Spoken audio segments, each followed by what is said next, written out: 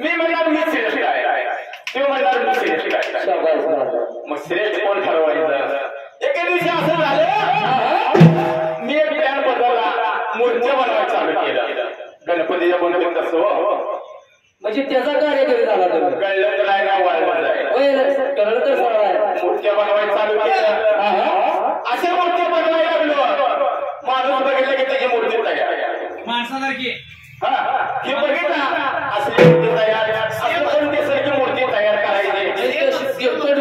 मूर्त्या करत चालू केलं आणि असं एक ज्योतिषी आला. ह्याच्यासारखा म्हणा की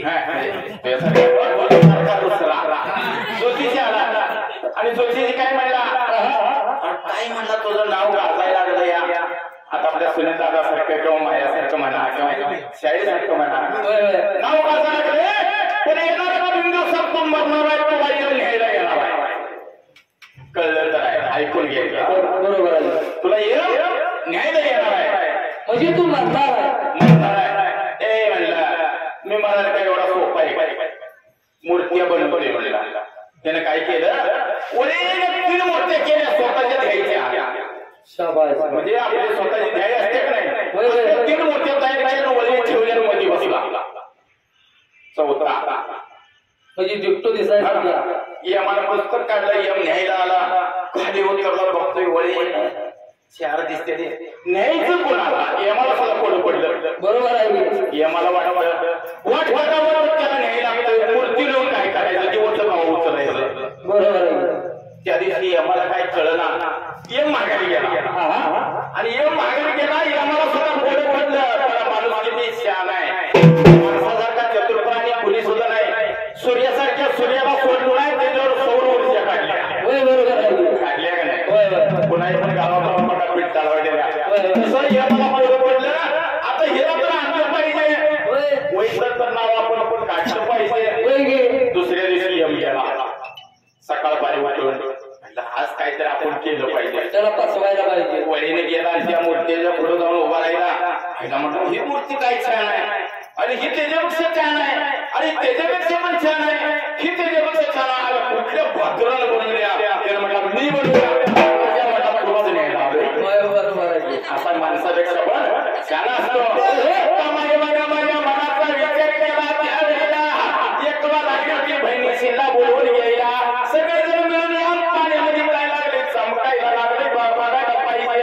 आणि जसं तर त्या ठिकाणीला सगळ्या बहिणी आल्या होत्या, तसं समोरच्या बाजूला पाण्यामध्ये राहिला होता, पाण्याला चमकायला. रेणुका म्हणते, ए बायानो, खाली काय बघताय, पाणी वर बघा. आईला खरोखरच पाळणा दिसतोय. पाळणा लागलाय चमकायला. लागल्या होत्या साथीच्या साथीधानी बहिणी त्या पाण्याकडे बघायला. आणि जसं तर त्या ठिकाणीला साथी बहिणी राहिल्या होत्या, बोलायला विचार केला मनाला त्या पहिल्या सतीयुगाला. माझ्या साथी बहिणी मनाचा विचार केला त्या टायमाला. जसं तर त्या ठिकाणीला विचार केला मनाला बाळाचा पाळणा सोडायला पाहिजे. बाळाचा पाळणा सोडला पाहिजे म्हणून लागल्या होत्या विचार करायला. सगळ्यांनी तयारी केली पाळणा सोडायची, त्यावेळी प्रकार पटायला. आणि जसं तर त्या ठिकाणीला झाडाच्या मुलामध्ये त्या ठिकाणीला विंचूगड्याचं सर होतं. विचार केला मनाला, जसं वसन लागलं होतं दिसायला. इकडं बघितलं इथं दिसत, इकडं बघितलं इकडे दिसते ना, इकडं मुंग्या मुंगळं लागल्याचं दिसायला. प्रत्येक जण मागं लागल्या सोडायला. म्हणजे पहिल्याने माझं बाळ मी जाती म्हणून त्या मला ती म्हणायची मी सोडणार पाळणा, ती म्हणायची मी सोडणार पाळणा. आम्हाला सांगितलं अंघोळ असल्यान करायचं, ओली पडतं धरायचं, पाळ घडावर करायचं. ती पाळणा सोडून आणत तिचा पुढे विचार.